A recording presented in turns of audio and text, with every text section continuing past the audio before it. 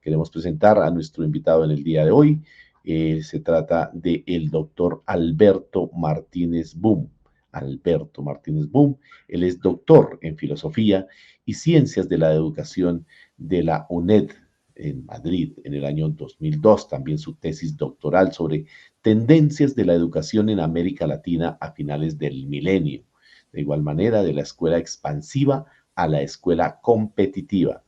Mención sobresaliente también en cum laude, maestría en investigación socioeducativa de la Universidad Pedagógica Nacional en el año de 1982 y también fue reconocido como investigador emérito por Colciencias en el año 2016. A esto algunos de los logros del perfil de nuestro invitado del día de hoy, invitado muy importante y muy especial. Doctor Alberto Martínez, tenga usted muy buenos días y gracias por aceptar nuestra invitación.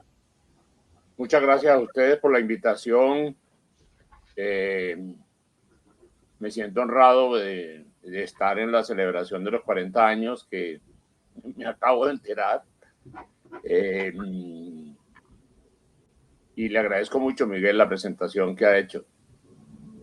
A usted, doctor Alberto Martínez, de verdad que es un honor para nosotros tenerlo aquí en el día de hoy y más con este marco de la conmemoración del Día del Maestro y aquí con concierto ahí por parte de nuestra cooperativa de artistas y bueno, de todos los homenajes que se puedan rendir a los maestros, pues nunca estarán de más. Y queremos en el día de hoy, doctor Martínez, pues hacer referencia también a algo muy importante, algo inherente a los maestros y es el tema de la pedagogía. La pedagogía es fundamental, es la esencia de lo que somos los maestros. Y por eso queremos, pues, de pronto compartir aquí con nuestro invitado en el día de hoy algunos de sus aportes para con nuestros seguidores en las redes sociales, que pues en su 90% o un porcentaje mayor son maestros, maestros acá del Distrito Capital, maestros y maestras de Cundinamarca, pero también tenemos sintonía en otros departamentos como en el Meta, en el Tolima, y por eso creemos que es muy importante en el día de hoy que pues también estos aportes se den para el magisterio, para conocer muchas situaciones que seguramente algunos pueden estar en este momento desconociendo y que nos llevan a algo muy importante y es valorar, creemos que es eso, valorar lo que es la profesión docente. Por eso, doctor Martínez, quisiéramos preguntarle respecto a algo que sucedió pues en los años 70, en los años 60, 70, que tienen que ver con el movimiento pedagógico a propósito de los 40 años que también se celebrarán en el mes de agosto por parte de nuestra Federación Colombiana de Trabajadores de la Educación, FECODE. ¿Qué podemos en este momento traer a la memoria sobre el movimiento pedagógico y los motivos que llevaron a nuestra federación a generar pues ese tipo de movimientos en nuestro país, doctor Martínez? Bueno, buenos días a todos los que estén conectados.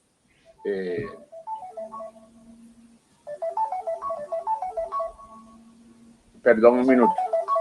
Sí, tranquilo, doctor Martínez, pues estamos aquí en este conversatorio con el doctor Justo, Martínez. pero me pasa permanentemente. Cuando comienzo a hablar, Tranquilo. entra la llamada del celular. No, tranquilo, doctor Martínez, entendemos la situación y pues lógicamente aquí Bueno, estamos con toda la charla del caso. Decía que... Conteste que la gente, la empleada. Bueno. Decía que me complace mucho estar en esta conversación con ustedes. Yo he dedicado buena parte de mi vida investigativa, por lo menos, a trabajar el maestro, la historia del maestro, desde la aparición de los primeros maestros públicos que hubo en este país. Y hay un personaje que para mí se constituyó en uno de mis héroes, de los pocos héroes que tengo, que casi no tengo, fue Agustín Joseph de Torre, uno de los primeros maestros de escuela pública y uno de los primeros maestros públicos que hubo en este país. Porque publicó en 1802, se vendía, había una publicación de un periódico que se llamaba el Semanario del Nuevo Reino de Granada, en 1802, y en la publicación que salió ese año, que creo que fue la segunda o tercera,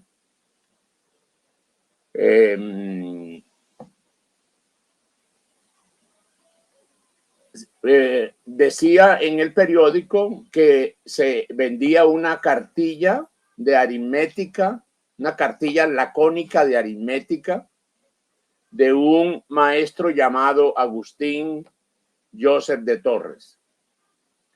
Yo recogí esa historia con otros dos compañeros de la universidad, y en estos días se lanzó en la Feria del Libro la tercera edición de este libro, que lo titulamos Maestro, Escuela y Vida Cotidiana en Santa Fe Colonial. Ahí me encontré con el primer maestro en mi trabajo investigativo. Y digo que mi primer maestro porque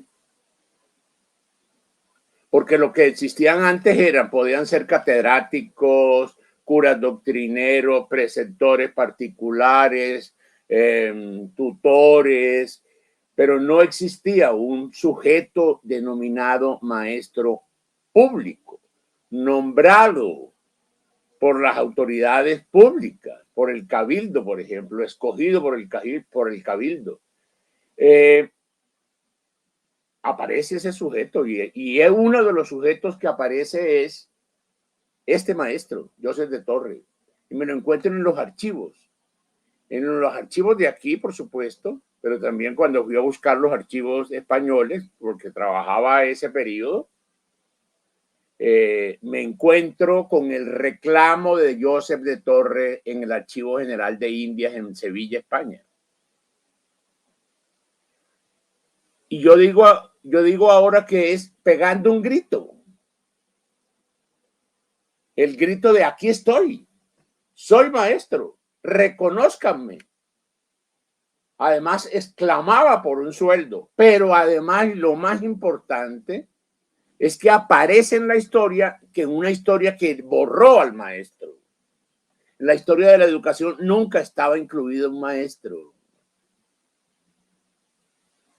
Y aparece aquí estos sujetos particulares denominados maestros, que enseñan y que luchan por... Y entonces estaba buscando un aumento de su estipendio de 250 a 300 pesos anuales, a 350 pesos anuales.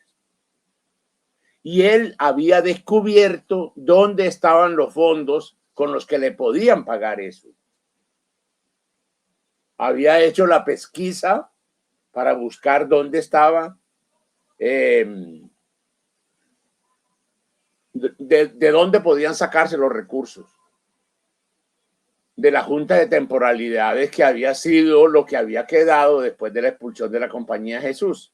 Las temporalidades que pertenecían a la Compañía de Jesús se recogieron por parte del virreinato, de la Audiencia de Santa Fe, se recogieron en un fondo que se llamaba temporalidades, o sea, con todas las temporalidades que la compañía tenía, o sea, todas las vacas, los terrenos, las grandes haciendas, los colegios, los edificios, bueno, todas las riquezas que tenía la Compañía de Jesús, que eran muchas. Y de eso simplemente se daba eso producía alguna de esas, que fue la fundación de una escuela para niños pobres españoles, pero era una escuela que dependía de la Compañía de Jesús, y era una escuela que no era escuela pública, y aquí está la diferencia fundamental. Entonces, con los dineros que había hecho un fundador, un señor Casariego, y que se le había entregado a la Compañía de Jesús para que produjera réditos y a partir de ahí abriera un aula para recoger niños de españoles pobres, no era para nada más, aparece la figura, ahí encuentra Joseph de Torres esos recursos y esos réditos podían producir anualmente lo que él estaba pidiendo. Entonces fue una exigencia, pero también fue un pedido. Pero además lo más importante es que aparece publicando un libro. O sea, yo soy un intelectual. Estoy escribiendo una cartilla lacónica. Y lacónica porque era corta, concreta, precisa, en donde explicaba punto por punto qué era sumar, qué era restar, qué era multiplicar, qué era partir, partir entero, medio partir, y todas las operaciones de la aritmética. Eso me parece que es un logro importantísimo que los maestros tienen que reconocer. O sea, no siempre han sido los pordioseros. Si bien es cierto, aparece reclamando un socorro de limosna, como lo llamó él, aparece también mostrando lo que puede. Yo creo que el movimiento pedagógico, si bien es cierto, no se conectó nunca con esa historia. Esta historia está escrita y está publicada. Acabo de decirle, la tercera edición del libro salió ahora en la Feria del Libro, la tercera edición, publicada por la Universidad Pedagógica y se consigue allá en la universidad. O no se hacía en las librerías. Entonces decía que el movimiento pedagógico comienza a surgir en una perspectiva, en un horizonte, en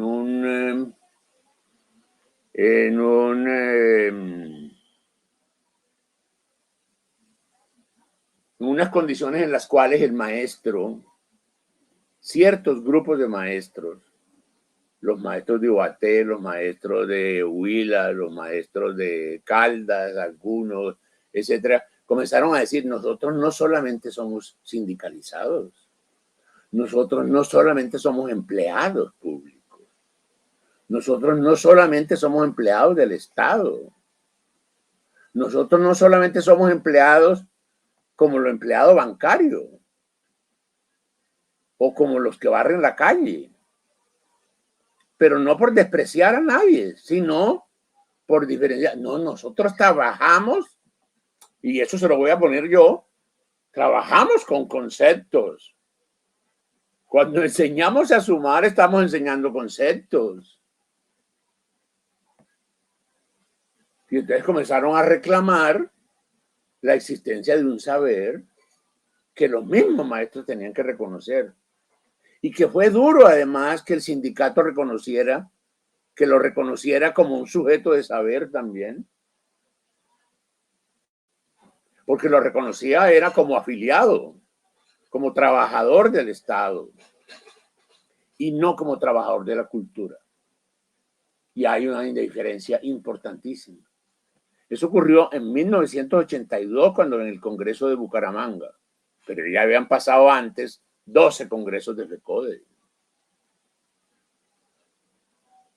Y en ese momento comenzaron a surgir esos grupos a señalar la importancia del trabajo del maestro. Comenzaron a señalar las características de subjetividad que tiene, lo que tiene que saber cuando enseña, lo que enseña, preguntas de ¿para qué enseño? Bueno, todo ese conjunto de preguntas que fueron interrogantes muy importantes sobre lo que era ser maestro, generan ese movimiento que se denominó movimiento pedagógico. Ahora bien, quiero hacer una aclaración importantísima. Movimiento pedagógico y no educativo solamente ni fundamentalmente. Porque se conectaba con la educación, sí, pero a partir de la pedagogía. Eso era lo que lo diferenciaba. Hay una diferencia importante entre la pedagogía y la educación. No es lo mismo.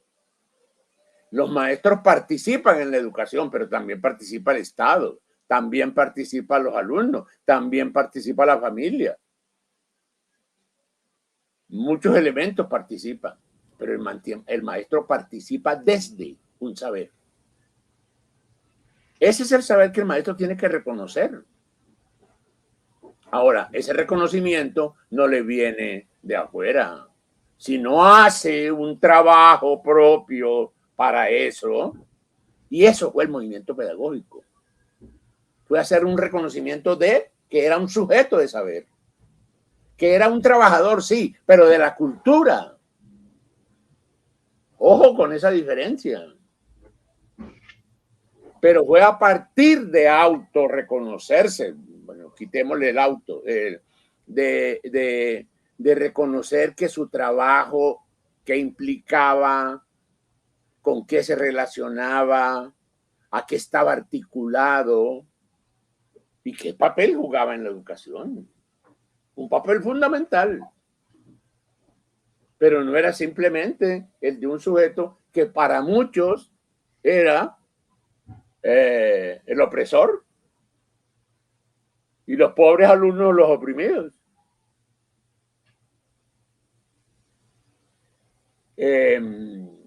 Entonces fue un trabajo arduo, valeroso, que costó muchas disputas al interior del sindicato, entre los grupos del sindicato, de FECODE estoy hablando.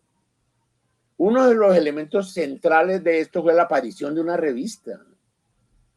Los maestros habían tenido revista, pero no les pertenecían a ellos. Y una de las primeras revistas importantísimas en el siglo XIX era el de Escuela Normal, pero era una revista que no era una revista de los maestros. La revista Educación y Cultura es una revista de los maestros. Eso es una diferencia importantísima. Entonces comienzan en esa revista a escribir maestros, claro, a escribir. Entre otras cosas porque los maestros comienzan a reconocerse en su papel de intelectuales y se articulan con intelectuales. A mí el movimiento pedagógico fue el que me hizo un sujeto público, con una escritura pública. Yo estuve en el primer comité de redacción, comité editorial de la revista Educación y Cultura, y ahí demoré bastantes años hasta que, no sé, me fueron desplazando. Y también se creó como un mandato del movimiento pedagógico y de la Asamblea del Congreso, del 12º Congreso. En Bucaramanga se creó un centro de estudios e investigaciones docentes. Hay que recalcar las características del nombre. Es un centro de estudios para estudiar. ¿Para estudiar qué? La pedagogía. ¿Para estudiar qué? La enseñanza. ¿Para estudiar qué? Los saberes que se enseñan. ¿Para estudiar qué? Las condiciones del maestro, su historia. Y a eso se articularon grupos de investigación que entraron también en el movimiento pedagógico. Un poco de eso es la conexión que comienzo. Y hay unos maestros que me comienzan a invitar sabiendo que yo estaba trabajando en la aparición de la escuela pública o algo parecido. Y aquí quiero destacar a una figura que me parece fundamental, importante y que no la podemos olvidar. Fue la invitación que me hizo Abel Rodríguez a participar en ese proceso, que es una invitación solidaria, generosa de él. Yo siempre sentí que con todo el tiempo que estuvo Abel ahí tenía, digamos, como el reconocimiento y el respaldo de una persona que estaba muy interesada en articular. Una de las personas que entendió lo que era el movimiento pedagógico. Fue Abel Rodríguez. Y que además entendió perfectamente que el trabajo del maestro es un trabajo intelectual y que por lo tanto la relación de los maestros tenía que ser con una relación con lo intelectual, con los intelectuales, con los investigadores, ya que él era también un intelectual. Esos son, digamos, como los primeros, las primeras expresiones del movimiento pedagógico. Y ese movimiento, mire, de las cosas más importantes en este país, culturales, que han sido subestimadas, desconocidas, fue el movimiento pedagógico. En las invitaciones que me han hecho a muchos países del mundo, lo primero que me preguntan es por el movimiento pedagógico, con una particularidad, como una especificidad. Ese es un acontecimiento colombiano muy importante.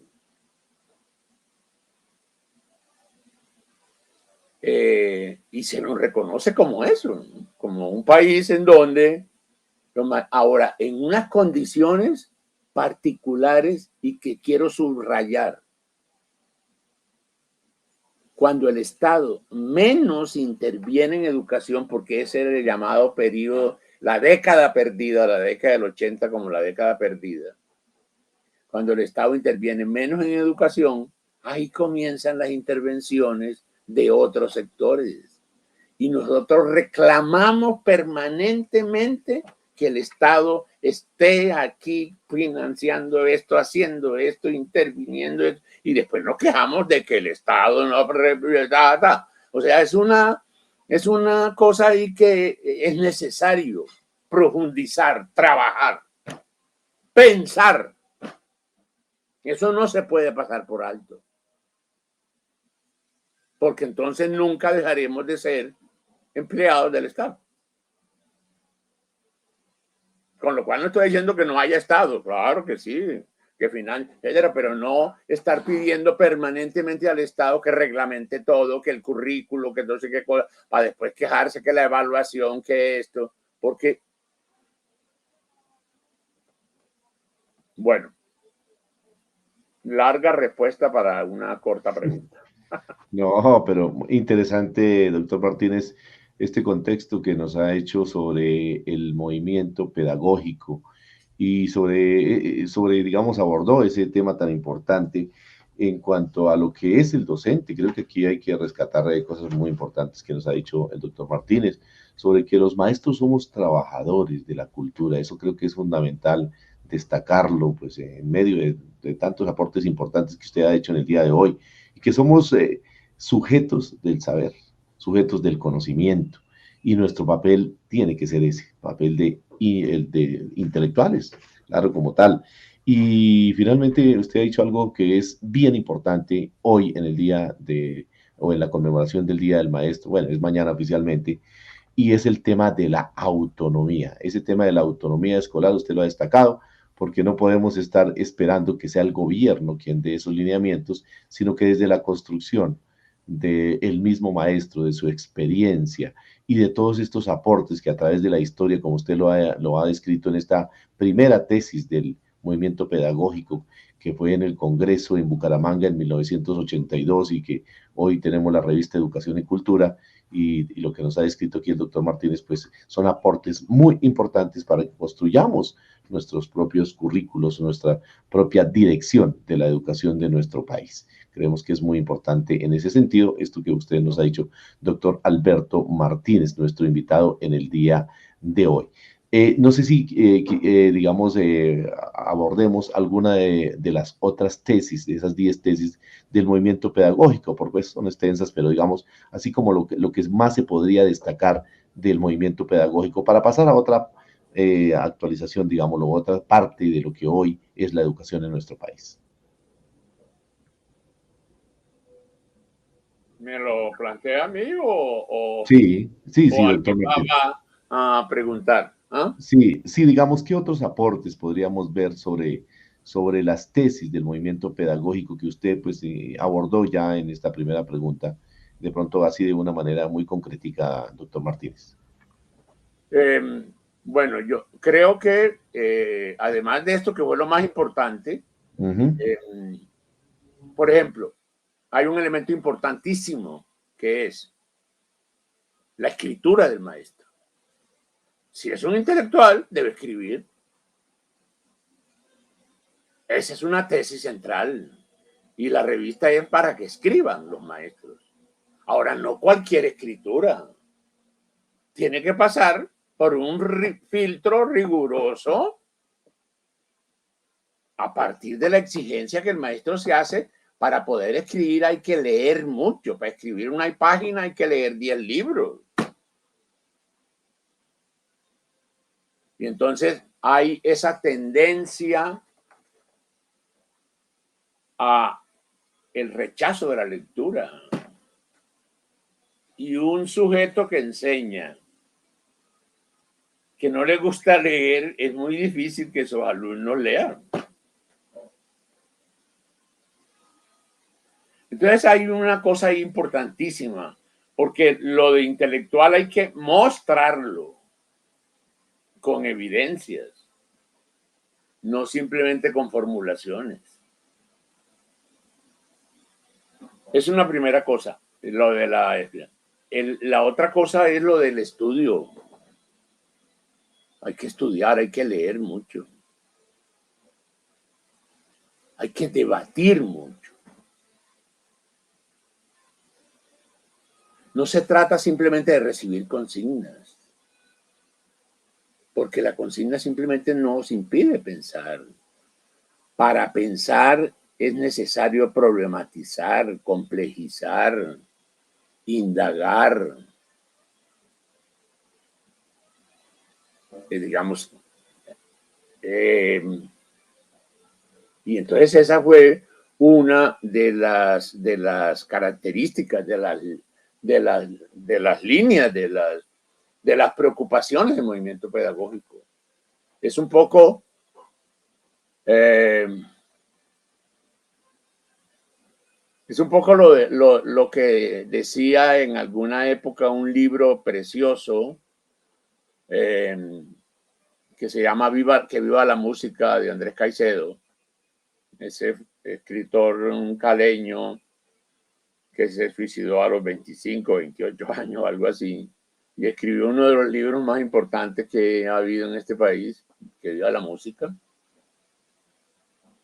En la diferencia entre sufrir me tocó a mí en esta vida, ¿no? Del tango, agúzate que te están velando, la salsa.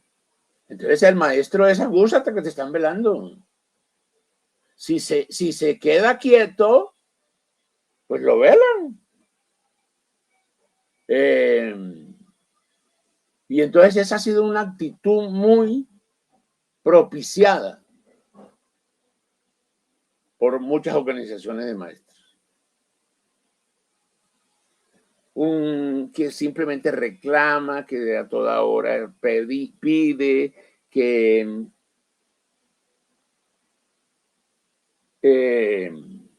entonces las intervenciones del Estado, ya el Estado interviene bastante.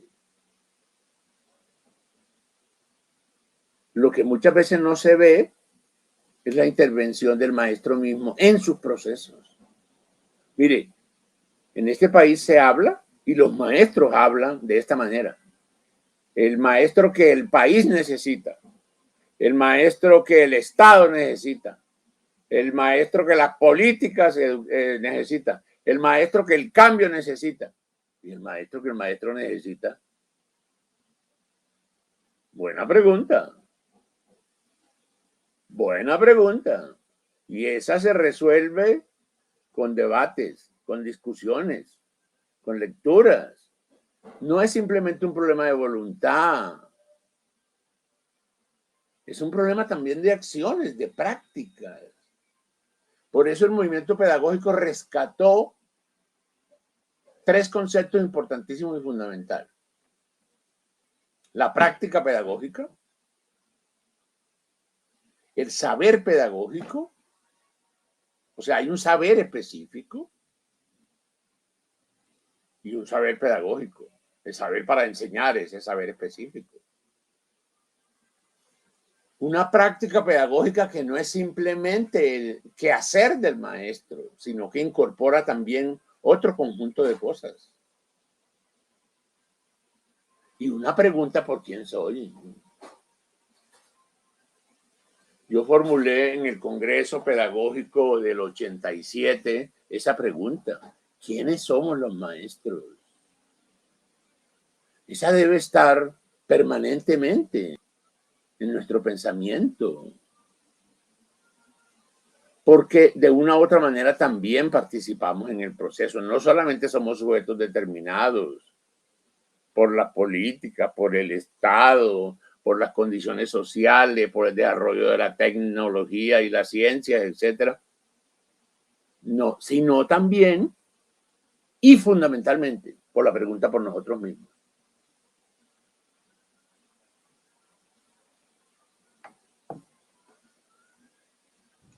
Bueno, importantes aportes que nos da aquí el doctor Martínez en el día de hoy sobre el tema tratado relacionado con la conmemoración del Día del Maestro y todos los aportes que desde la pedagogía se pueden dar con esa palabrita que usted utilizó ahí del libro, agúzate, ¿no? Agúzate. Entonces, pilas, maestro, más o menos Claro. traduciría pilas, porque pues ahí hay muchas cosas por hacer en esta práctica y en este saber pedagógico, como nos lo ha hecho caer en cuenta aquí el maestro Martínez y ese papel que debemos desarrollar, que hay que mostrar la intelectualidad, escribir, leer, debatir, analizar. Creo que pues en eso muchos maestros, por qué no decirlo, todos los maestros estamos en esa tarea y que seguramente que hay que mejorar mucho. Por eso quisiéramos preguntarle, doctor Martínez, ¿cuáles creería que son esos ejes fundamentales que hoy hay que trabajar en la escuela ya hoy, después de esta pandemia y la situación real en la que viven hoy el magisterio colombiano?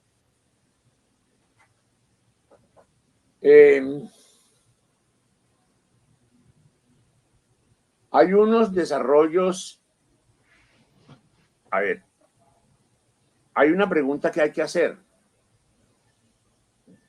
una pregunta que hay que hacer por la tecnología.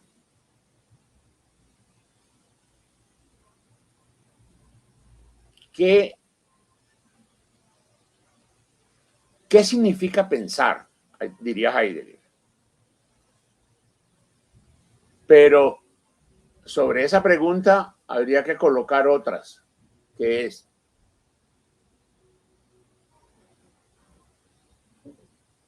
¿qué merece ser pensado?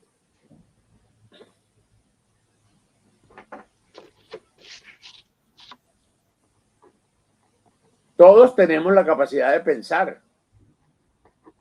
Es la característica mejor distribuida, diría Descartes.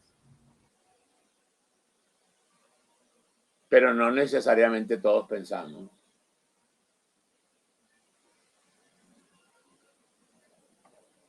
¿Qué merece la pena pensar?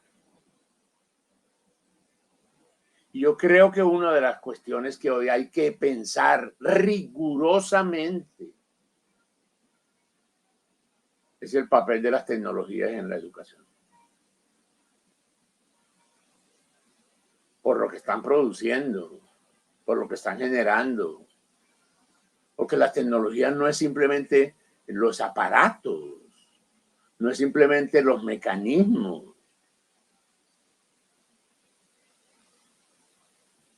No es simplemente estamos viviendo en una sociedad informada, en una sociedad de la información, sino en una sociedad informatizada, que es distinto. No tengo tiempo para explicar esa diferencia, pero se trata de explicarlo más o menos de esta manera. Yo trabajé hace mucho tiempo, hace algunos años, 20 años más, un poco más, trabajo sobre tecnología educativa y modelo curricular en Colombia, que fue publicado después en un libro que también se ha sido editado varias veces, que se llama Currículo y Modernización, 4 décadas de educación en Colombia. Ahí señalábamos una cosa, que una cosa es utilizar la tecnología en la educación y otra cosa es la educación como tecnología. Entonces, cuando se habla de tecnología, pareciera que es la utilización de tecnología para la educación. No, no es eso del que estoy hablando. Lo virtual, ¿qué produce? Produce algo. Hay otro libro y hay un trabajo que además me gustaría que los maestros consultaran, que se llama Confinado en las pantallas, que fue publicado por Aula de Humanidades. Confinado en las pantallas, en donde hay varios artículos del grupo de historia de las prácticas pedagógicas al cual yo pertenezco. Y buena de las preguntas ahí tienen que ver con ese problema de la virtualización.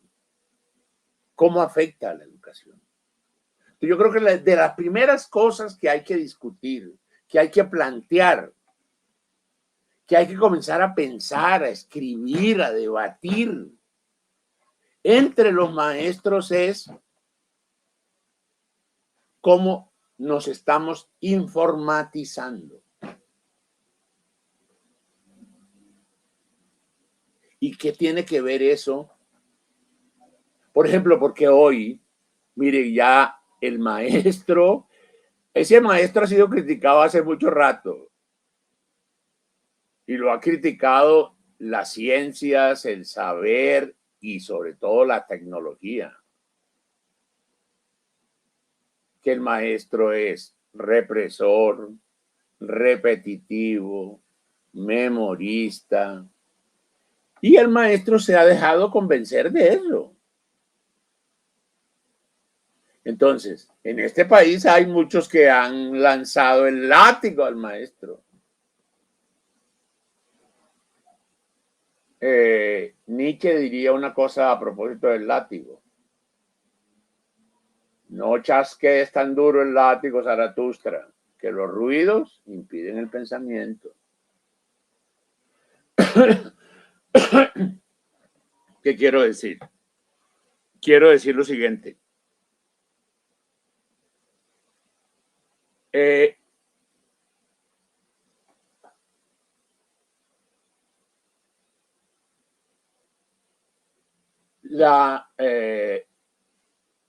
Lo que se nos suministra para... bueno, entonces la crítica que ha habido, entonces después las críticas comenzaron siendo esas que señalaba al principio y después comenzaron a hacer otras. Que hace lo que quiere en el aula. Entonces comenzaron a instalar pantallas para mirarlo, etcétera. Bueno, pero eso, bueno. Después le metieron el televisor. Miren tú, toda la cosa de las tecnologías, todas esas son tecnologías. Ahora, la educación estaba atravesada por tecnología. El tablero fue una de las primeras tecnologías. El cuaderno también fue otra tecnología. Pero mire el carácter distinto de esas tecnologías. Porque esas tecnologías permiten la participación. En cambio, las tecnologías de ahora son tecnologías de alta velocidad.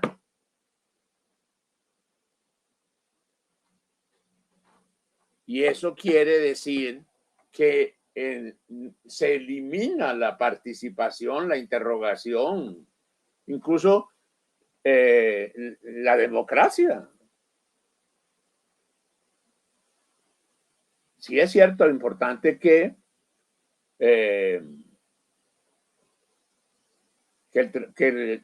la enseñanza sea agradable, rápida. Bueno, Comenius planteaba 4 características. Comenius, uno de los que se ha considerado fundador de la pedagogía. Y antes y después ha habido ingresos. Por ejemplo, el tablero el tablero fue reemplazado por el cuaderno, porque el tablero se escribía y el alumno tenía que guardar en su memoria lo que estaba escrito en el tablero. Cuando comenzó a borrarse eso y pasarse al cuaderno, ya no hubo que utilizar la memoria. Y mire, la memoria es muy importante.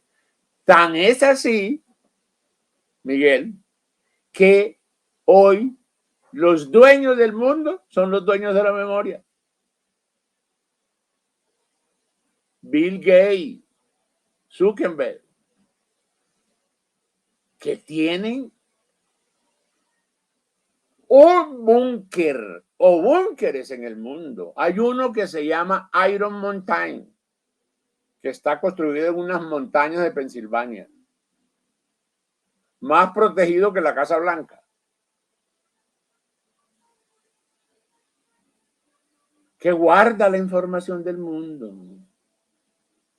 ¿Por qué Bill Gates puede decir lo que dice y todo el mundo le hace caso? Pues tiene toda la memoria del mundo. Mientras nosotros ya no nos acordamos ni de el teléfono de la novia, porque está en el celular. Al maestro dice, ¿para qué recita poesía? Eso es una bobada. Los niños no tienen que tener memoria. Y claro, como se ha criticado la memoria, pero ¿a quién se le ha entregado la memoria? ¿Y cómo se ha ido entregando la memoria? Y esa ha sido la más combatida. Memorística, no sé qué cosa, y es pura memoria. ¿Y por qué cree que hay tanto Alzheimer hoy? Bueno, para volver al caso. Bueno, entonces, y esas críticas fueron sistemáticas. En el colegio, no sé, doctor Martínez, pero en el caso mío, las tablas de multiplicar teníamos que aprendernos de memoria. De memoria, de memoria, de memoria. Podíamos recitar poesías de memoria. Los maestros se sabían poesías de memoria. La tabla periódica. Oye, hoy parece eso una tontería. Y entonces, ¿dónde se quedó una de las formas expresivas más importantes? La escuela nunca más volvió a recurrir a la poesía. Bueno, entonces, esa crítica sistemática hacia el maestro termina reemplazándolo. Pero lo más importante, se deja reemplazar. Ahora, no por voluntad, es cierto, sino por toda esta andanada. Y entonces ahí la pregunta es, entonces, ¿qué hacer?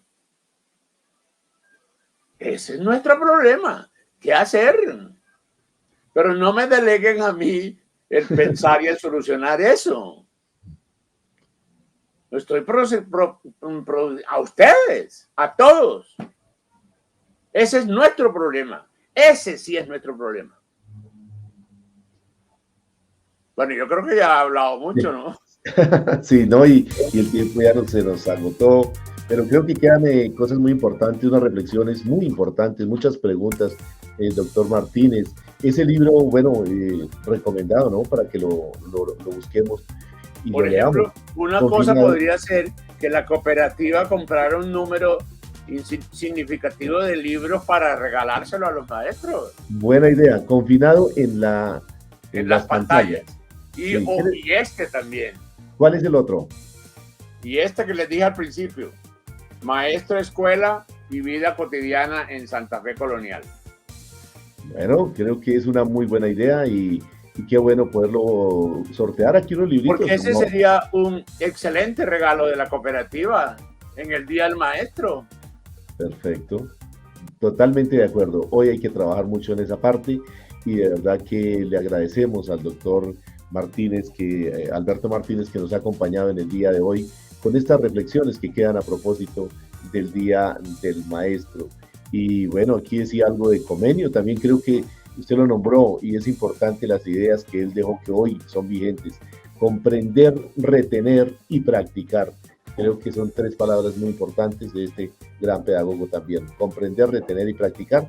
Creo que nos ayudaría mucho en la enseñanza, en este proceso de enseñanza-aprendizaje y todo lo que hoy nos ha aportado el doctor Martínez. De verdad, muchísimas gracias. En 30 segundos, un mensaje para los maestros y maestras que están ahí ahorita en las redes sociales con el Solidario y más hoy en la conmemoración del Día del Maestro. Ese mensajito muy importante de parte suya, doctor Martínez. Bueno, Miguel, muchas gracias. Saludos a todos los participantes.